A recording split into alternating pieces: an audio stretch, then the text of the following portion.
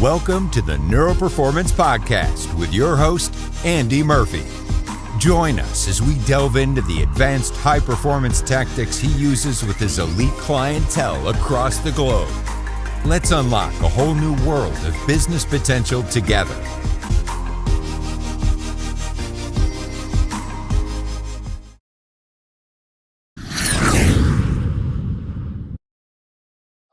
And the work that you do and how you help athletes, rising generation family members, entrepreneurs, business people, VCs.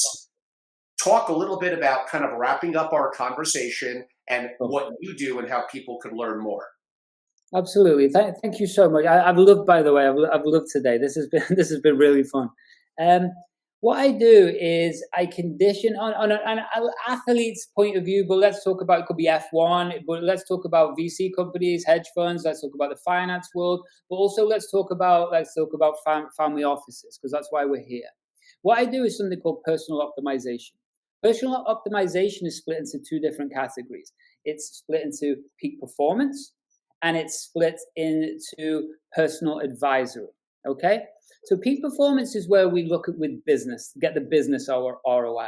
Split into three different categories: the mind, the nervous system, and neurochemistry. The mind is where we use modalities like neuro-linguistic programming, which I'm a world-class expert at, behavioral psychology, all of these different things, including persuasion and influence, right?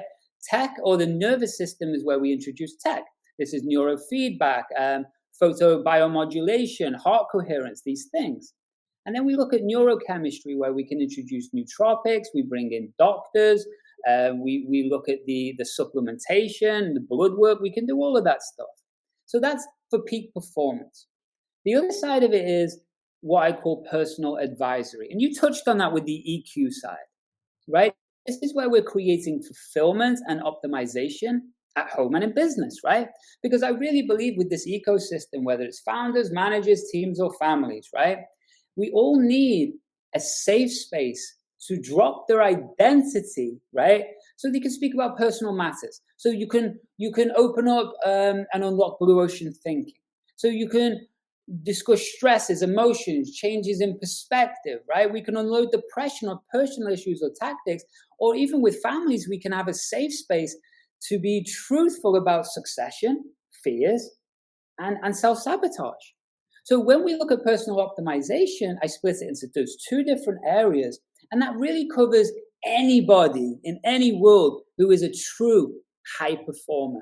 Because what I cannot do is give people motivation, right? What I can do is fine-tune anybody on the planet from any level to be the best and ultimate version of themselves. And that's my passion. This is what I've done for 21 years. And I'm just getting started. Yeah, you said something that's a bit of a pet peeve of mine in a good way, because you have the same attitude. I like it. I hate when people, and again, I'm trying to clean it up and being a little politically correct. I hate when people say, oh, you're fine just as you are. Go and, you're going to get the spouse or the loved one of your dreams. You're going to become a billionaire. You're going to get this job. You're just fine as you are. No, you're not. You're likely not good enough. It gets a little better. Relax. Don't get mad, audience. You're not the best version of yourself that you could be. If you show a level of, I want to be great, I'm willing to be disciplined, I'm willing to learn what that's going to take. And I know that's not going to happen in a day, probably won't even happen in a week, a month, or a year. But I'm willing to take that first step. The best way to eat an elephant is simply one bite at a time. So no, do not be satisfied. Don't listen to your friends who tell you you're good enough as you are. You're probably not. You're not the best version of yourself. I know that's a kick in the pants to some of you. I'm just telling you the reality of how it is. Andy, if you disagree, you can yell at me. No, I agree 100%. Because, I just to add on to that before we wrap up, because I value everyone's time, and especially yours, Angelo. If you were already the best version of you, you would have already achieved the result that you wanted, right? That's the truth.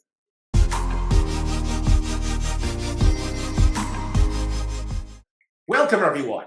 It's Angelo Robles, and welcome to Family Office TV. I'm also the founder and CEO at SFO Continuity and Family Office Masterclass. For those of you that see this, I am back from my journey to Europe, primarily to Austria. It was great. More to follow on that. Follow my social media and some of my programs. It was an immersive and an amazing learning experience. But it's great to be back home for the holidays. This is wonderful. Very excited about today. Neuro-Performance, secrets for the rising generation. It features Andy Murphy. Andy is a world-leading neuro-performance expert who for 21 years has developed cutting-edge protocols by working with the best in sports, in health, in online and finance, and royalty. And I just came back from Europe, perfect timing. And now is focusing his passion, listen to this, my family office folk, on the next generation, what I may define as the rising generation, to assist them at their peak performance. During, I might add, the greatest transfer of wealth. I have some little different opinions about that, but let's run with that so they can create, and who wouldn't want this, an incredible future for us all. Andy Murphy. Andy, welcome to the show. My pleasure, and thank you so much for having me here. I'm excited. I've watched some of your podcasts, and I love your interview style and the different types of people that you got on. And you've definitely got a wealth of knowledge in the family office space, my friend. You're very kind. I still have a lot to learn, and I can't say that I have a wealth of knowledge in your industry, but I've always been intrigued by enhancing performance, by neurocognitive capability, executive function. I have interviewed what some people will call prominent people like Tony Robbins and others. So I've been very, very fortunate. So I am definitely a student.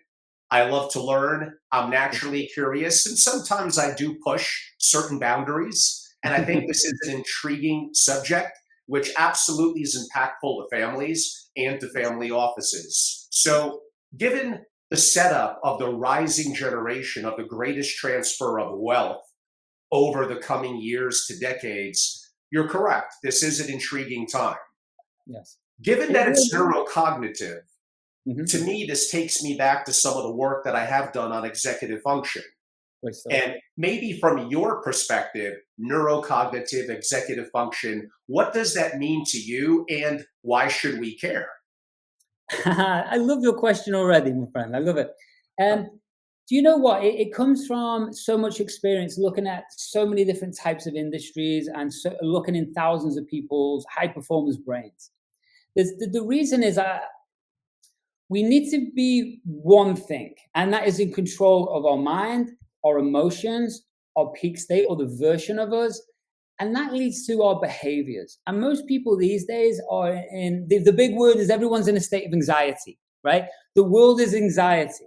But the truth is behind this, I think we're just in a ever-changing, dramatically evolving world. And that means it's uncertain. And when things are uncertain, what happens is the fight or flight response will be amygdala in our brain lights up. And it really is just an alarm system making sure that we are safe. But what people do is they treat that as that the thing wrong, everything's in danger.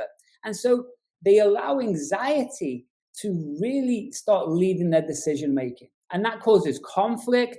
It causes miscommunication, which is what's happening, I believe, with the existing generation and the next generation. But the truth is, what we have to really do is learn how to condition our brain, our nervous system, and control our brain chemistry. If we can do those three things, then what it allows us to do is to be our best at our best and communicate and perform at our best, no matter what the situation is going on. And I always go back to Ray Dalio's quote. I attribute as much of my success to what I've learned about the brain as I do to my understanding of economics and investing. And that, for me, when we look at someone like Ray Dalio in the investment world, it's really what I believe is the difference that makes the difference in how the next generation is really going to find their own identity, take this wealth and actually grow the world rather than just spending what the fortunes that they've been given. Does that make sense? Yes, I liked how you used the word to effectively to utilize the capital. We could argue for the sake of good, which I think is good. I thought you were actually going to say use the wealth to grow the wealth more. And for some, where that is important to them, and probably money should never be your driving purpose. And we may get to purpose and things like that later, but that would have been a little bit of a moment where I might have went, ooh. That being said, if for some reason that is your purpose in building businesses and growing, and the byproduct is you get richer, I can't say there's anything wrong with that. No. What I do want to go into is you used the word a couple of times, anxiety. When I was growing up, and I'm not a young guy, there wasn't talk of ADHD, of anxiety. I'm sure there were elements of it, but now no young person is not familiar with that term. Probably very few have not themselves or their parents considered to be evaluated or possibly medicated for it. And I want to be a little careful what I say here, but there's a segment of the population and or quote unquote among the sexes where, from what I heard, maybe it's exaggerated or wrong, but something like a third, or it might have been 40% of people over 40 are effectively on some sort of anxiety medication. Now, I left off one or two key facts there. Let me be a little bit more careful and frugal with that. But what's going on here? Is the world that much more dangerous? Are people that much more afraid? Or compared to as tribes a long time ago, how we received information, but now we have radio, we have TV, we have social media, we have the rise of the iPhone in 2008 and mobile devices that have things like TikTok, Instagram, and others, admittingly, that I do use, but we have lots of information, often wrong information, coming at us. Society is making us this way, but we probably shouldn't use that as an excuse. I completely and absolutely agree with you. There is, if we look back, everyone talks about the world being in chaos right now, but if we look back through history, has the world never not been in chaos? Has there never not been wars? Has there never not been empires being built and failing? No, it's right. Human beings are human beings, right?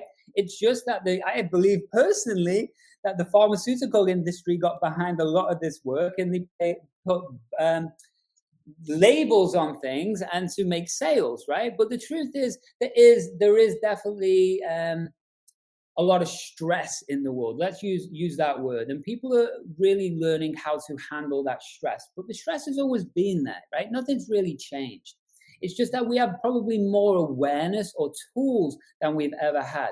But going back to your point, Angelo, with social media, what the social media really have worked out through spending billions of dollars, that one of the motivating factors for people to take action or click on social media is a brain chemical called dopamine, right? So dopamine isn't a reward chemical, which is what they used to think. It's actually, neuroscience has shown over the last X amount of years through studies that it's actually the build-up to motivation. It's the motivation chemical. It's actually what allows us to take action. So we're always constantly dopamine driven. And the problem with social media is that we are on a constant dopamine high and dopamine crashes. So we're on this constant roller coaster. And what social media have done, and not just social media, but like even YouTube and misinformation, dopamine's created through something, well, it's novelty.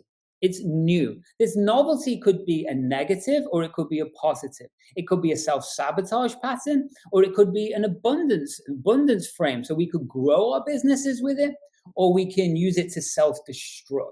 Either way, what our brain craves for is dopamine. So the social media have got a hold of this, and often you might not use social media much, and I use it less and less these days, Angelo, but it's funny, isn't it? We come off social media and within a few seconds, there's a little impulse in us to maybe even click on it again, or we end up finding ourselves scrolling through it. So what we end up becoming is dopamine addicted. We're constantly craving for this search of dopamine, which in a world of misinformation or information, then it means if a new concept comes out, it doesn't mean it's the correct concept. It just means that people like new and they can spread that information. And that can be very damaging in actual economics, in the global economics of what's happening. Because do we really, really truthfully know what's happening? Well, we don't, because where is the true information coming from? But everybody loves the shiny and new. Wow. I mean, I think you really nailed it, again, from my perspective, which I kind of led a little bit into. Sure. I pride myself on having good emotional regulation, of not needing validation from others, but I fall prey.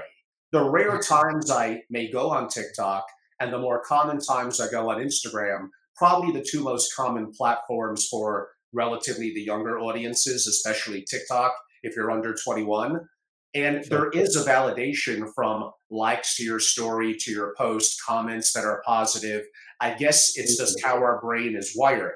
Now, we could really go back into a real deep evolutionary biology and all that. I guess we have the back of the brain, the amygdala, that is more primitive, more reptilian, that is more based on instinctive. But what makes us, I guess, as humans unique is more of our prefrontal cortex, the ability for critical thinking, the ability of emotional intelligence. But with a new form of media that we haven't adapted to, which really is so new in the grand scheme of things, we have all this information, often misinformation, coming at us that, one, it's, I could argue it's controlling the minds of the young ones, but maybe not quite the conversation for today. But if nothing else, it does challenge what I said before on executive function. And one of the things in executive function is the ability to have a strong working memory to hold, manipulate, and connect information. But when you're younger and your brain's not evolved and you don't have the experience and all this is coming at you, that does become very hard to do. Yes, it becomes very dangerous. It becomes very dangerous in many different ways. And we talk about the wealth transfer. And this is a real passion of mine, because what I've worked with in the past is so many different types of industries, as I say, from world champion athletes to world-class traders to Hollywood producers and actors, to all of these different types of people. And the truth is, Angelo, what I've found is human beings are quite similar. You know, it doesn't matter what pursuit or career we're doing, we kind of respond the same way. Often we all have traumas to whatever level, to whatever degree. We all kind of drive. The emotion behind us is always kind of driving our behavior, and that's what we have to fundamentally get control of. So the challenge is, if we're always getting a constant flood of this brain chemical or new information, we kind of lose our own identity. And then what you spoke about before was tribe. So then we look at our outdated genetics of Dunbar's number.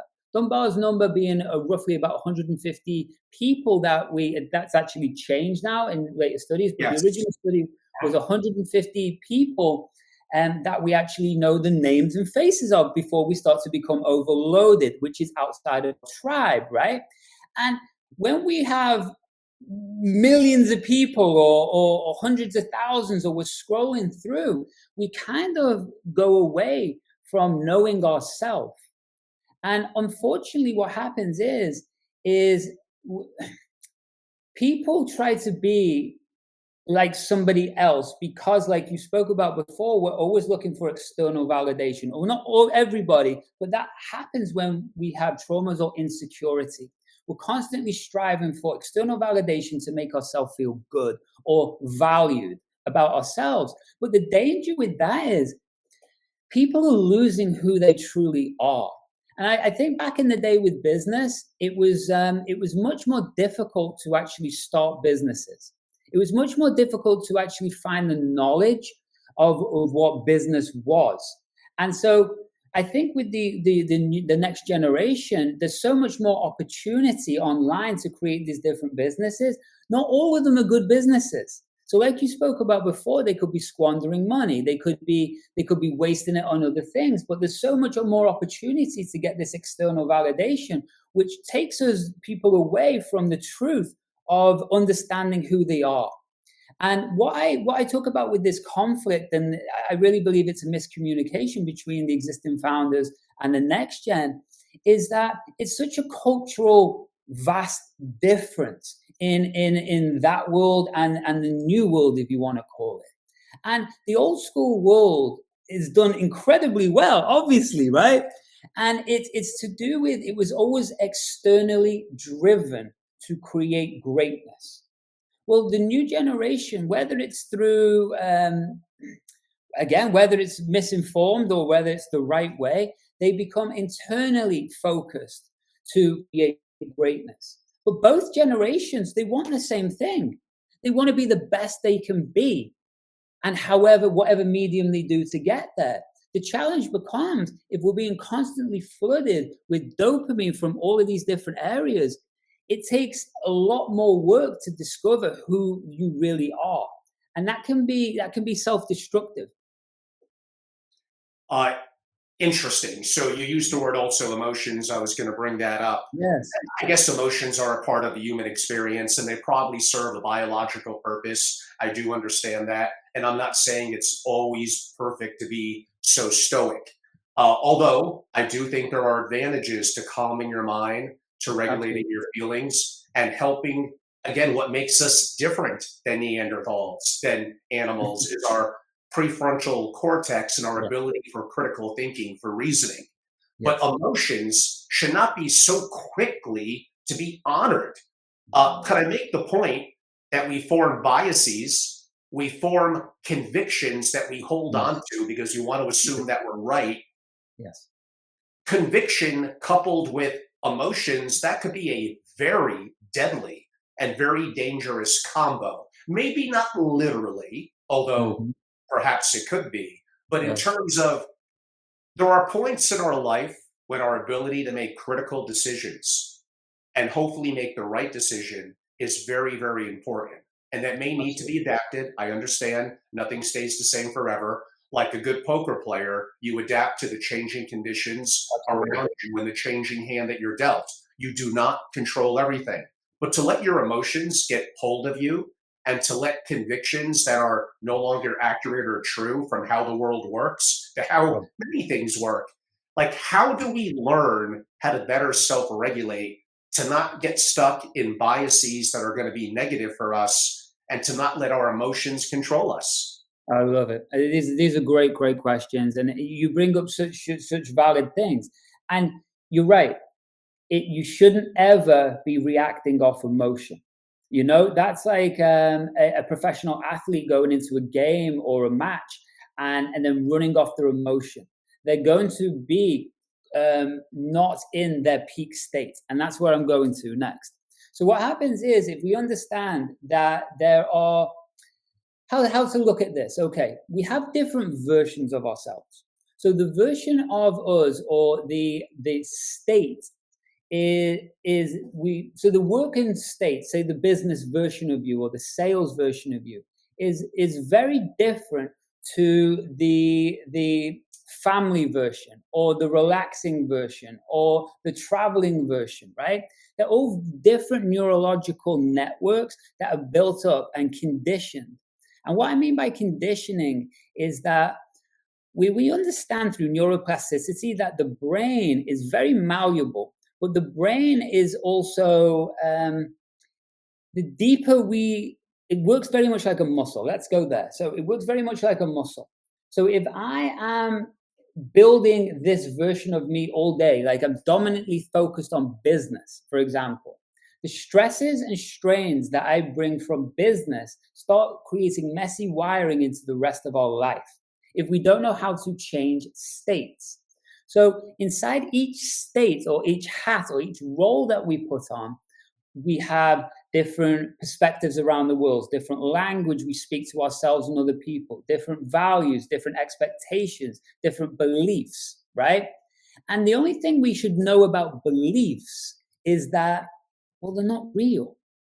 Beliefs Yes. are only, right? Beliefs are only true with the information we have at the time. So what we need is something called behavioral flexibility, an adaptation to new information.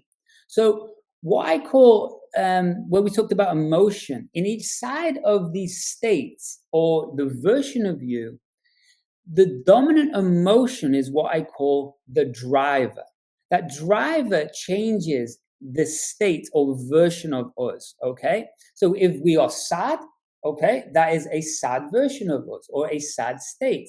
Well, what's our language? What's our beliefs? What's our attitudes? What's our values?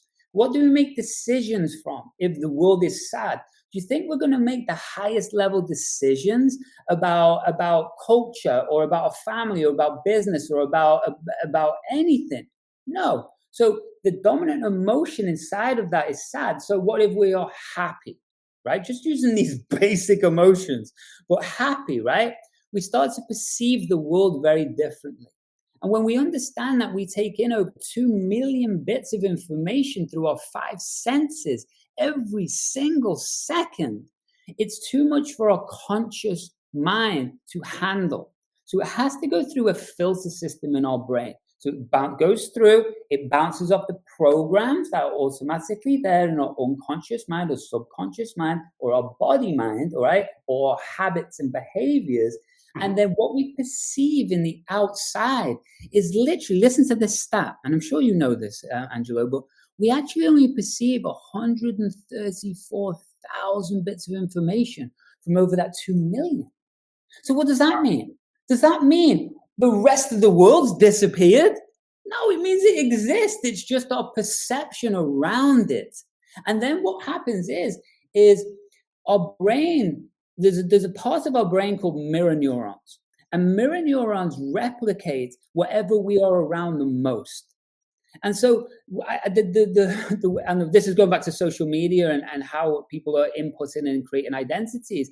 But if we were to look at this example, if you watched horror films every day for a month, now I'm not suggesting you do this, but if you did, right, every single day, how do you think you would be thinking by the end of that month?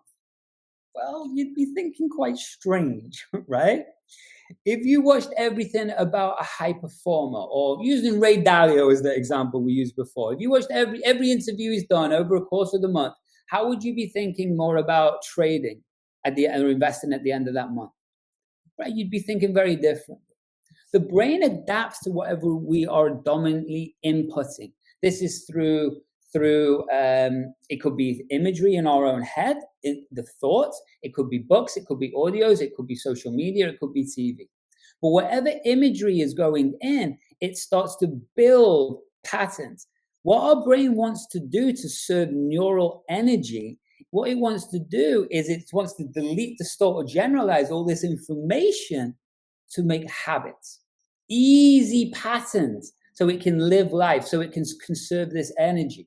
So if we're inputting conspiracy theory or all this craziness that's out there these days, then your brain starts to see the world that way, which gives you what you're talking about before is a confirmation bias.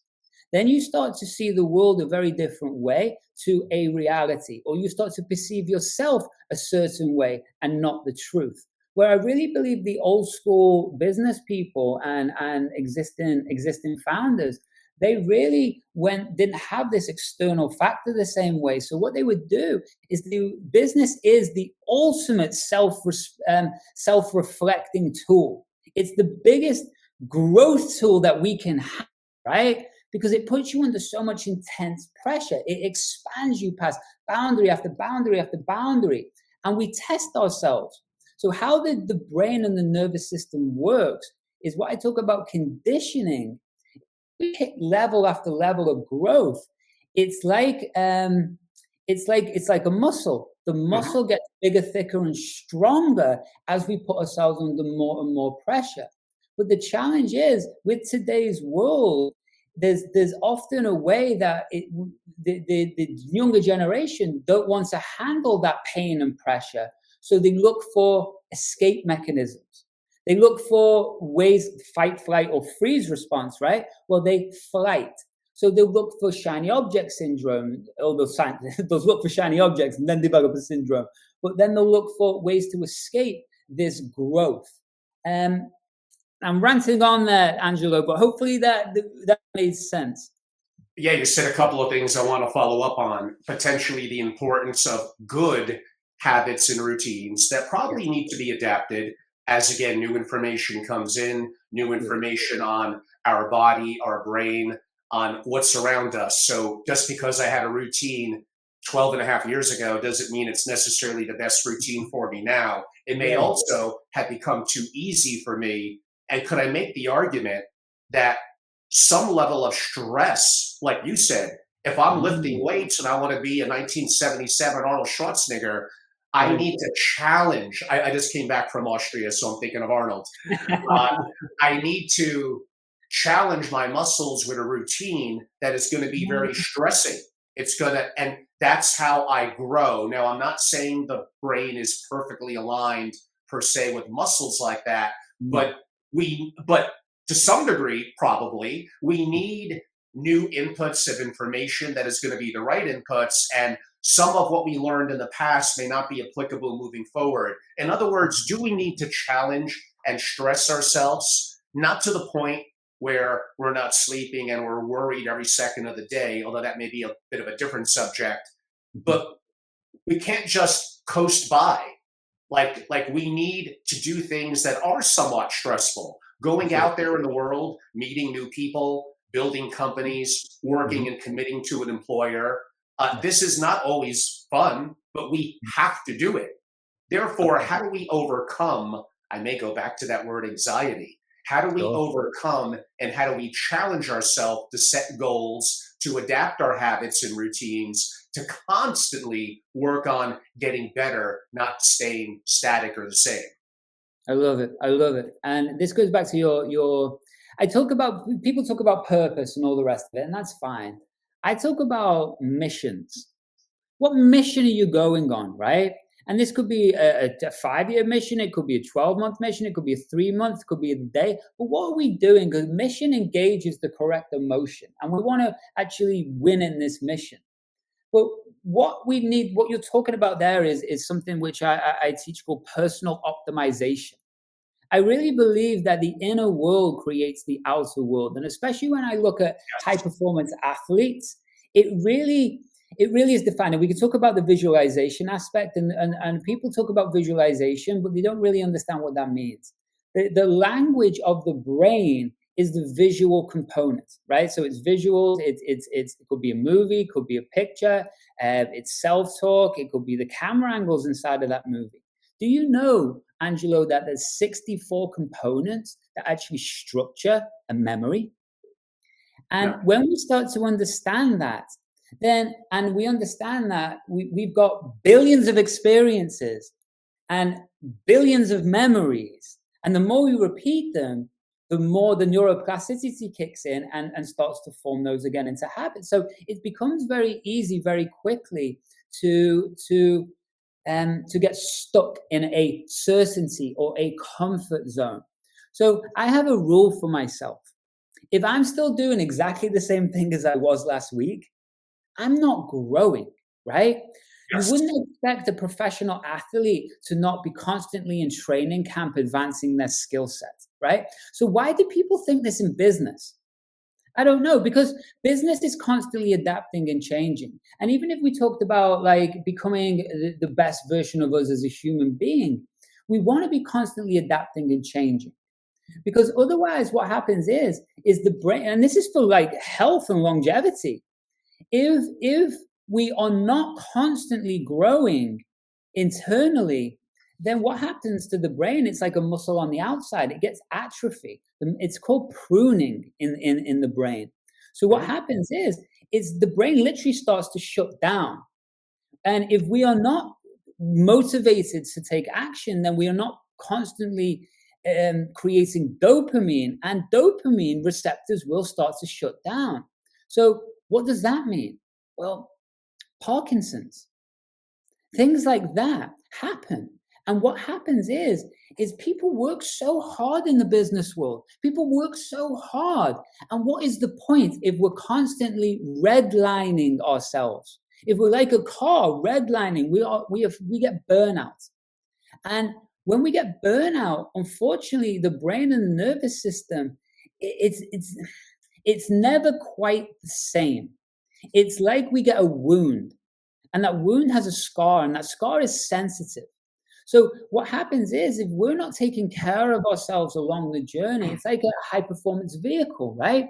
You wouldn't expect to drive a Bugatti, right? Or whatever your flavor is, and not do maintenance on it, not take it in for checks, not learn how to drive it, right? The correct way, not learn how to drive it at speed. But for some reason, because business world is so externally focused, they lose these tools. They don't. They think they know the brain, but what's the truth behind adapting or personal optimizing ourselves? Well, let me look at it this way. What's the real return on investment behind 10% more focus, or 10% more creativity, or 10% more drive, or 10% faster decision making, or an extra 2 IQ points? What does that do in this ever evolving, changing world? Because this younger generation, they're very competitive. Just the same as the older generation. I'm old too, but this older generation, we're competitive, you know?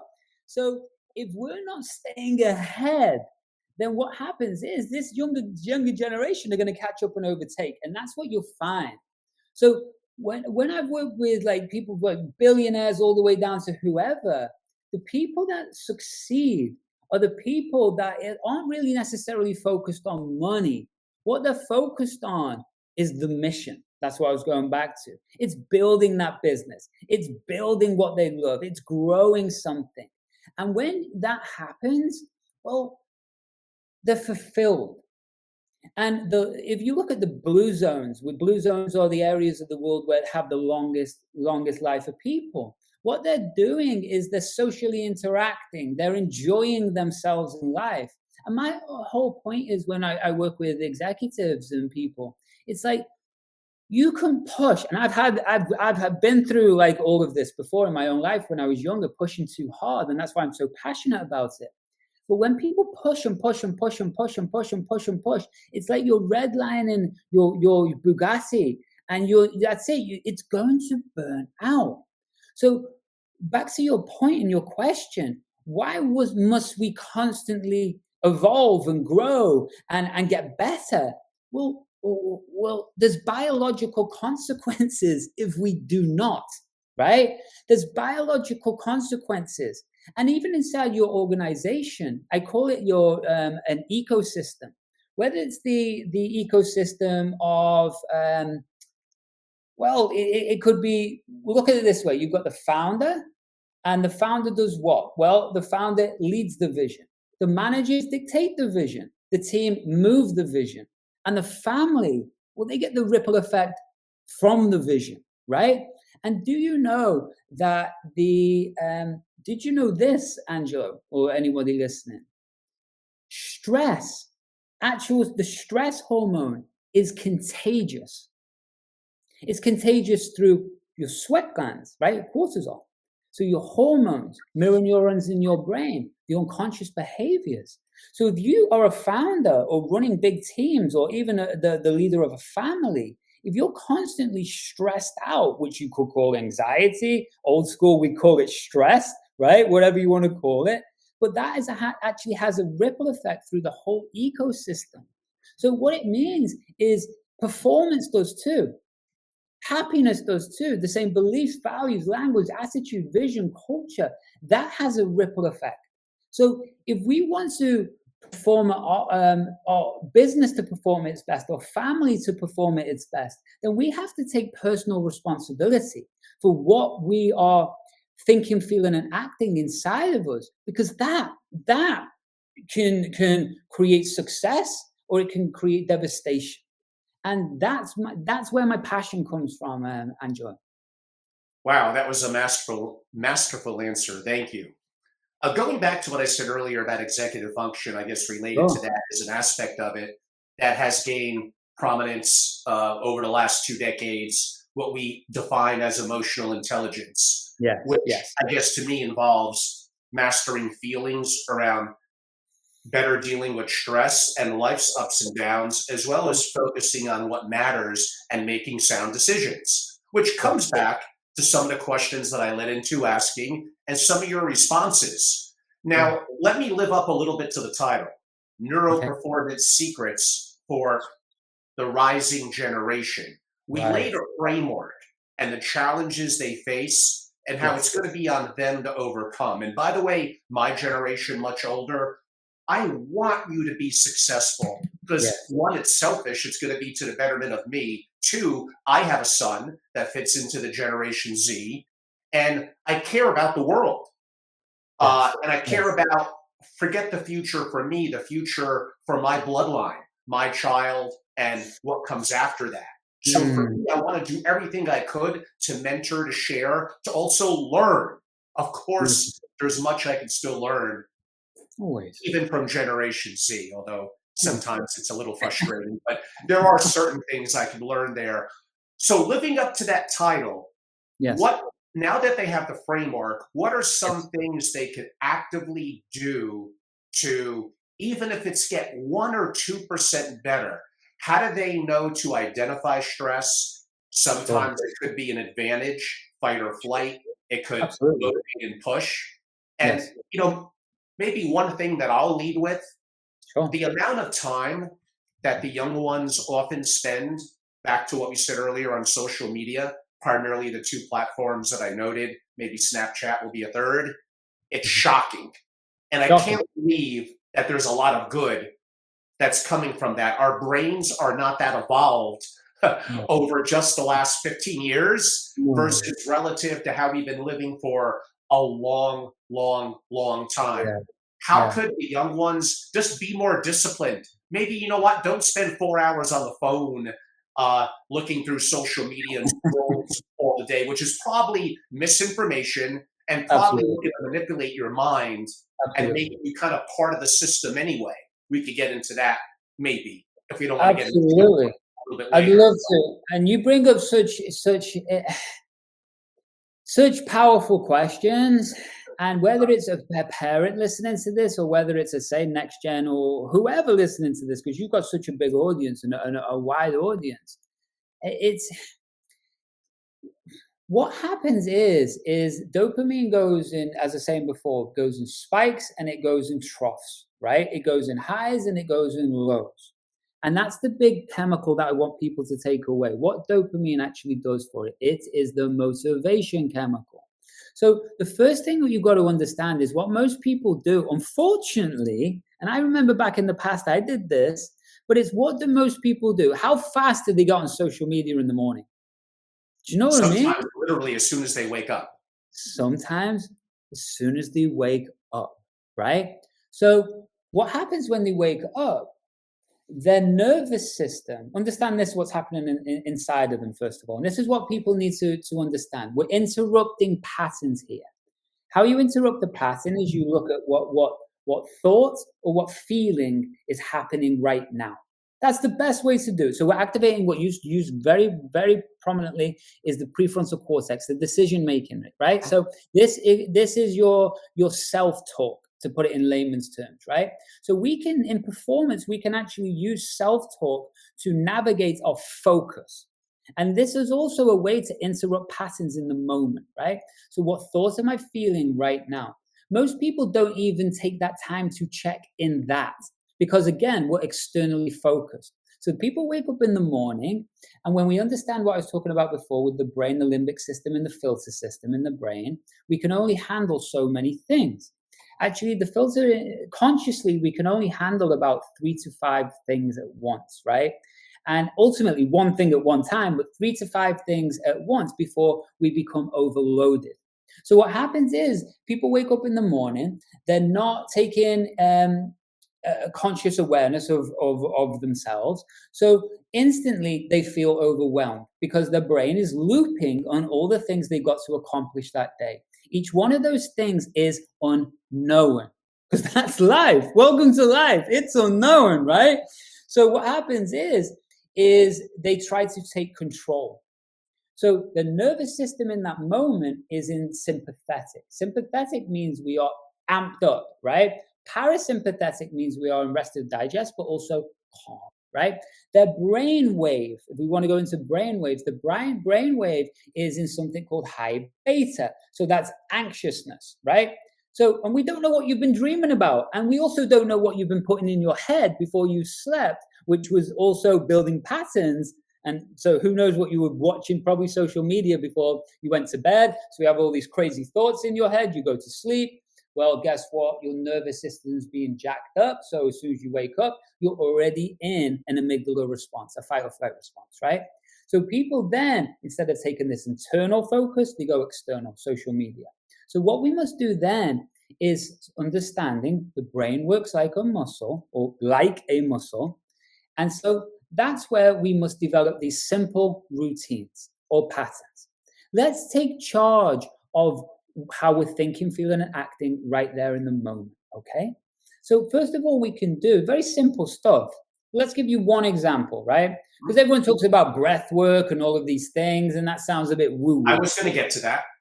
Yeah, it sounds a bit woo-woo, right? So let's talk about some tech, right? Because I'm all about part of what I do with brain chemistry and nervous systems is we introduce tech and supplementation and stuff, besides the psychology component. So what that means is that we could literally start controlling our brainwave.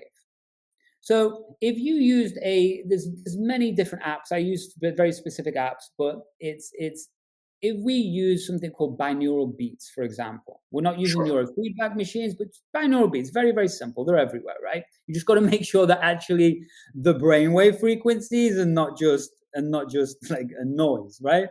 So binaural beats hits both sides of the hemispheres and creates a spike, right? That creates a brainwave. What we want to be doing is literally putting these earbuds in and setting it to alpha or theta and just spending 5 to 10 minutes lying in bed. What that's going to do is that is just going to drop our brainwave into, well, out of high beta, out of anxiety, right? If you just did that one thing, I can show you many other things, but if you just did that one thing every day that takes 10 minutes, suddenly the impulse to search for dopamine or something external outside of us changes. What does that mean then? Like I was talking about before, the emotion is what I call the driver to our state or version of us or perspective of the world. So suddenly we are not anxious. So we are now calm. So now being calm, what's our view of the world? Well, suddenly what's our belief of the world, ourselves? What's our attitude to getting things done? How do we talk to ourselves, right? So suddenly we start interacting with the world very, very differently from that one simple thing, right? In the mornings, then that feeling becomes really addictive, right? Because it feels really good. To get out of bed and actually be calm and not frantic feels really good. To not go on social media and start hammering it through and then come off social media and still be full of anxiety and stress, because it doesn't solve anything. It's just a way that the amygdala, again, it's a flight response. It's a way to escape the moment or those feelings, right? So that's one thing that we can start to do to take control or charge of our own internal world first thing in the morning. Wow, I think that's fantastic. I mean, actually, I'll share a little bit of, and I do adapt it and change it, but some of the things that I do, and let me know if it fits into your personal experience as well. I do think that there's a level of science to this, and it's been proven, but also there's a percentage, like many things in life, that is art. We're all individuals, we're all different. Not everything needs to be 100% proven. There is some degree of faith. And to some degree, we create our own reality in our mind. And our capability of how we think is really probably the only true thing that we really control. True. There's an event. That's true, Angelo. You don't control every event. You do control your response to it, and that helps to determine the outcome. Yes. So for me, I think it's important, I do use the word purpose to kind of be the purpose. have goals and have goals that are aspirational. Yes. I generally find more successful people, there are exceptions to this, I get it.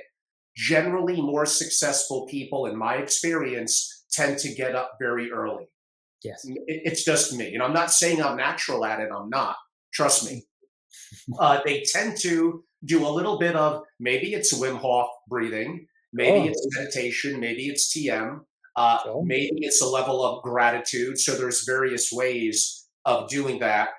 It's trendy lately to do intermittent fasting and no breakfast, maybe just coffee or a green tea. I'll leave that up to you. But I think what you eat, supplements you take, and your workout routine, I do think that is important. It makes you feel better about yourself.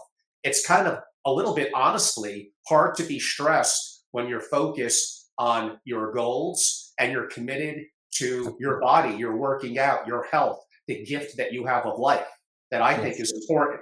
Absolutely. The important thing for me, and I don't think I'm saying anything new here, and you did hint at it, is I don't try to, when I'm ready for work, whether that's 7:30, 8 or 8:30, I don't focus on a million different things. I often reprioritize every day as to what's the most important thing for me to do. And I think for me, I'm most alert in the morning. Let me put my phone on mute, not pay any attention to social media. Maybe I only do that 2 or 3 times a day at somewhat allocated times so it doesn't interfere.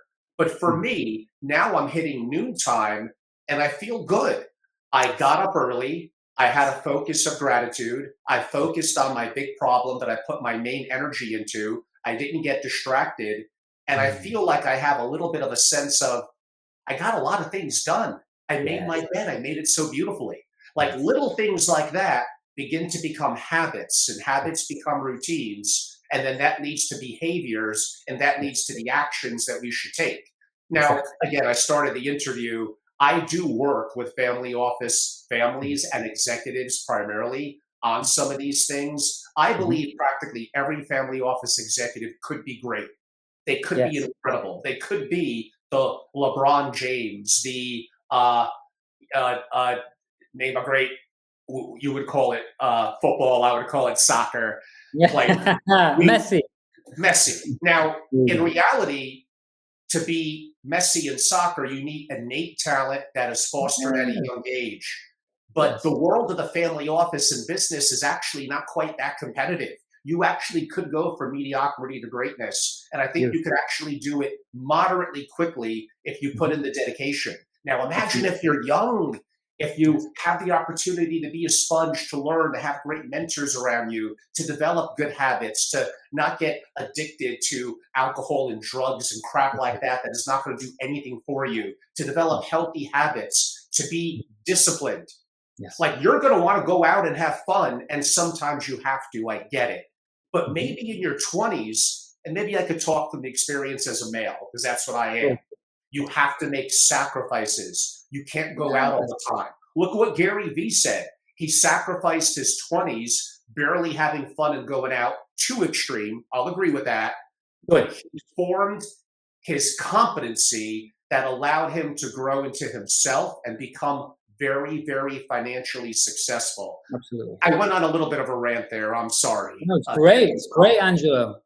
It's great. I'm going to allow you maybe. No, I love it. I love it. And what I'm getting to know you even more just by that, it shows me so much of your version of reality, and you apply this stuff, and that's great, man. And you help other people. And yes, we can fine tune even that, but that's why I talk about personal optimization. And it's great that you do all of those things, because that is, once you start heading down those paths, right? And it feels so good because you feel better, right? You feel better. And when you start feeling better, you want to do more of it.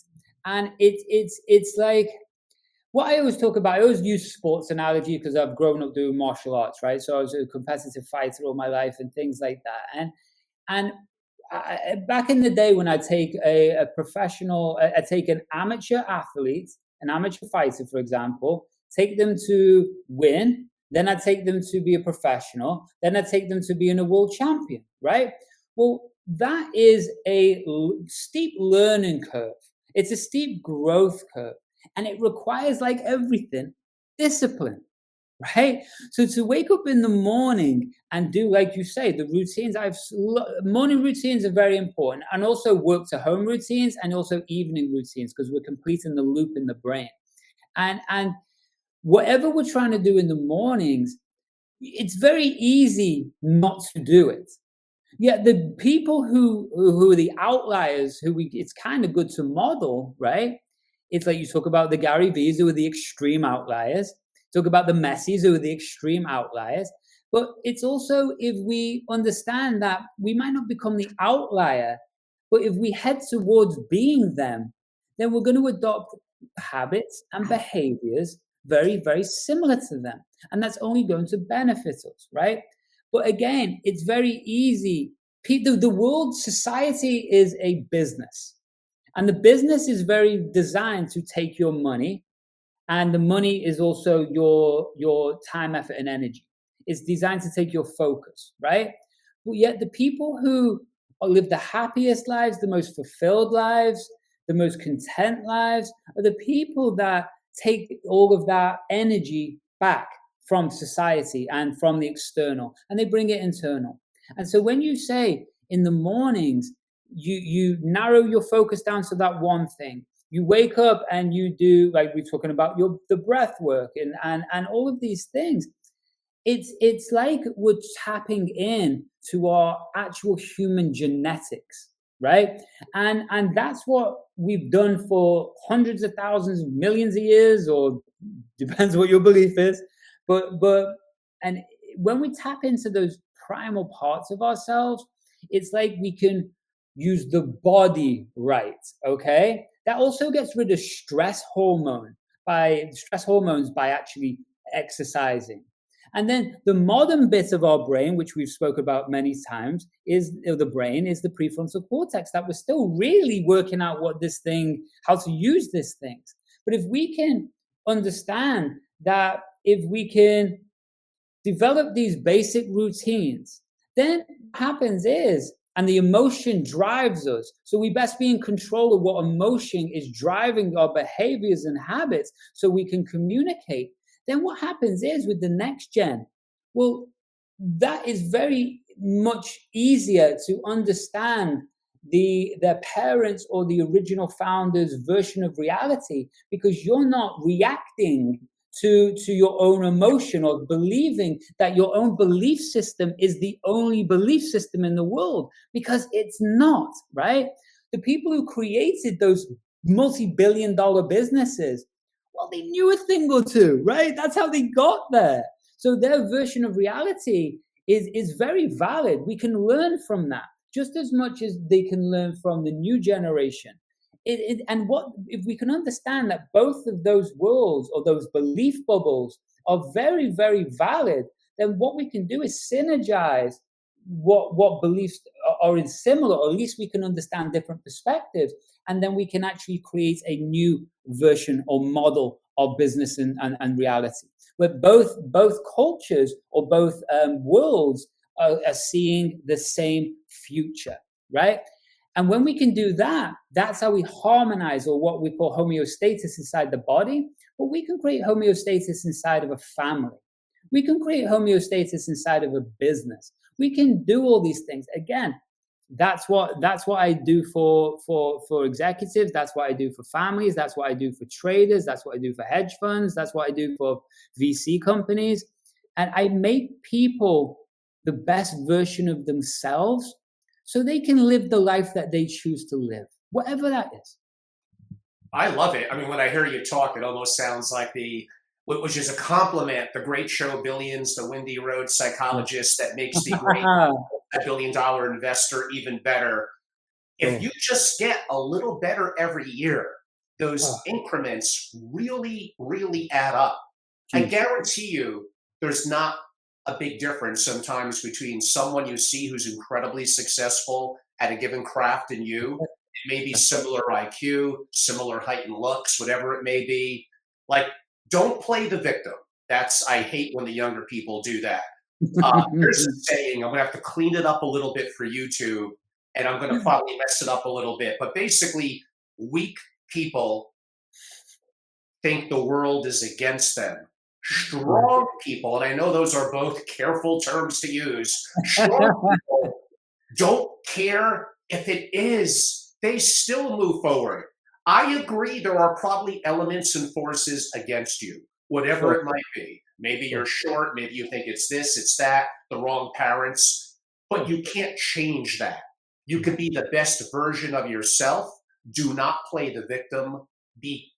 Develop capacity and capability to be competent and show some level of discipline. Actually, the number one trait when I study billionaires and do my research, and I'll give the final word to you in a second, it probably is what some would define broadly as being conscientious, meaning thorough, meticulous, hardworking, which is diligent and efficient, well organized, punctual, ambitious, and persevering, meaning tenacious. Let me tell you, everything I just said under the auspice of being conscientious, all those traits, they are not necessarily inherent. You could learn to do those things. You could learn to be more methodical. You could learn to be more tenacious and persistent. Yeah, there may be some biological factors that play into it a little bit, but for the most part, this is a decision that you make. On that note, we did have so many more things to cover, things like reasoning, which is fluid intelligence, planning, which is also fluid intelligence, inhibitory or inhibition control and all that things for a part two. But if I had to give you 3 minutes in terms of to wrap it up and the work that you do and how you help athletes, rising generation family members, entrepreneurs, business people, VCs, talk a little bit about kind of wrapping up our conversation and what you do and how people could learn more. Absolutely. Thank you so much. I've loved, by the way, I've loved today. This has been really fun. What I do is I condition on an athlete's point of view, but let's talk about, it could be F1, but let's talk about VC companies, hedge funds, let's talk about the finance world, but also let's talk about family offices, because that's why we're here. What I do is something called personal optimization. Personal optimization is split into two different categories. It's split into peak performance and it's split into personal advisory. Okay? So peak performance is where we look at with business, get the business ROI. It splits into three different categories: the mind, the nervous system, and neurochemistry. The mind is where we use modalities like neuro-linguistic programming, which I'm a world-class expert at, behavioral psychology, all of these different things, including persuasion and influence, right? Tech, or the nervous system, is where we introduce tech. This is neurofeedback, photobiomodulation, heart coherence, these things. And then we look at neurochemistry, where we can introduce nootropics, we bring in doctors, we look at the supplementation, the blood work, we can do all of that stuff. So that's for peak performance. The other side of it is what I call personal advisory. And you touched on that with the EQ side, right? This is where we're creating fulfillment and optimization at home and in business, right? Because I really believe with this ecosystem, whether it's founders, managers, teams, or families, right? We all need a safe space to drop their identity, right?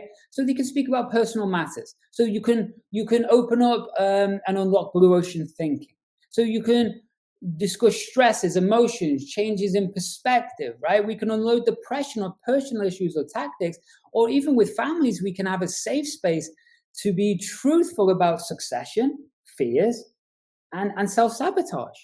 So when we look at personal optimization, I split it into those two different areas, and that really covers anybody in any world who is a true high performer. Because what I cannot do is give people motivation, right? What I can do is fine-tune anybody on the planet from any level to be the best and ultimate version of themselves.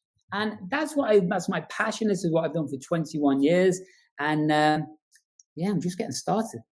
Yeah, you said something that's a bit of a pet peeve of mine in a good way, because you have the same attitude. I like it.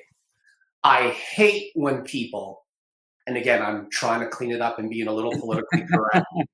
I hate when people say, oh, you're fine just as you are. Go and, you're going to get the the spouse or the loved one of your dreams. You're going to become a billionaire. You're going to get this job. You're just fine as you are. No, you're not. You're likely not good enough. It gets a little better. Relax. Don't get mad, audience. You're not the best version of yourself that you could be. If you show a level of, I want to be great, I'm willing to be disciplined, I'm willing to learn what that's going to take. And I know that's not going to happen in a day, probably won't even happen in a week, a month, or a year. But I'm willing to take that first step. The best way to eat an elephant is simply one bite at a time. So no, do not be satisfied. Don't listen to your friends who tell you you're good enough as you are. You're probably not. You're not the best version of yourself. I know that's a kick in the pants to some of you. I'm just telling you the reality of how it is. Andy, if you disagree, you could yell at me. No, I agree 100%. Because, I just to add on to that before we wrap up, because I value everyone's time, and especially yours, Angelo. If you were already the best version of you, you would have already achieved the result that you wanted, right? That's the truth. It's the harsh truth. And it's okay to have a harsh truth. Yes. It should put the cold water on your face and realize there's things you could do to be the best version of yourself. Andy, and I think the work you're doing is amazing. I highly recommend people learn more and reach out. How can they learn more, either on a website, on social media, and how can they reach out to you? The andymurphy.online is the website, and you can access my podcast there. You can reach out to me there. We've done over 2 million downloads. We've done over 400 episodes of the podcast, and had a lot of world-class guests on. But really, let's just have a chat, because everyone's situation is so unique, so different, and I work with so many different types of people. All I do is we book in a time, we have a chat, and see how I can help you, if I can help you. And one more time, Andy, either the website and or your email. Andy Murphy, andymurphy.online, or andy@andymurphy.online. I've been a fan of some of Andy's material. I'm relatively new the last couple of months, but I loved it. I think it's intellectual, yet also it's down home, it's passionate, and you could tell he's a big advocate and is confident. I could argue there's no such thing as confidence because it can't be measured. He's competent. That could be measured. So I highly recommend you have an opportunity to reach out. Everyone on Angelo Robles, a Family Office TV, SFO Continuity, which is my private kind of mastermind membership group, as well as Family Office Masterclass, where I teach the world practically 98% of what I know about the family office community and how to have a great family office. Most everything I do for now is under my brand. So my name as well, like Andy, AngeloRobles.com. I have a relatively unique name, so I was able to get the .com, thank God. That was a while back. I'm very active on social media, 2 YouTube platforms, Family Office TV and at Family Office. You could find me. If you're interested in learning more, wanting to be a part of the mastermind type groups and things that I do, you'll simply know how to reach me. But more important than me, definitely have an opportunity to learn more about Andy, have the opportunity to reach out. We will definitely have him back and do a deeper dive. I was a little crunched for time in about 1 hour today, but maybe we'll do 90 plus minutes the next time. It'll be a pleasure. Andy, thank you so much for the generosity of your time. Everyone have a great day. Thank you. That's all for this episode of the Neuro-Performance Podcast. Thanks for tuning in. Remember to stay connected, rate, review, and visit andymurphy.online to take the next step towards unlocking your pure potential. See you next time.